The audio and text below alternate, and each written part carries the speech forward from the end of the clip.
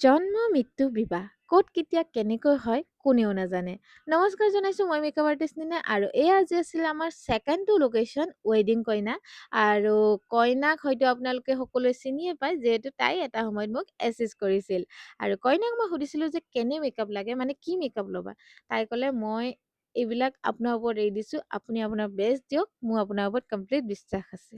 চ' মই এতিয়া বিশ্বাস কৰোঁ এয়াৰ ব্ৰাছ মেকআপত। যিহেতু এয়াৰ ব্ৰাছ মেকআপে ফ্ল'লেছ ফিনিছ দিয়ে লগতে ৱাটাৰপ্ৰুফ হয় আৰু লং লাষ্টিং হয় আৰু কইনাই আজি বিয়া কৰি দৰাৰ লগত বিয়াত যোৱালৈকে যাতে মেকআপটো এজ ইট ইজ থাকে সেয়েহে মই আজি কৰিলোঁ এয়াৰ ব্ৰাছ মেকআপ আৰু মেকআপ কৰি কৰি যেতিয়াই মই চাই আছিলোঁ ৰুমটোত যিহেতু গ্লাছ নাই মানে আইনা নাই আমাৰতো খুবেই অসুবিধা হ'ব কাৰণ জুৱেলাৰী ছেটআপৰ পৰা আৰম্ভ কৰি যেতিয়া আমি হেয়াৰ ষ্টাইল কৰোঁ তেতিয়া আইনা এখন আমাক বিৰাট দৰকাৰ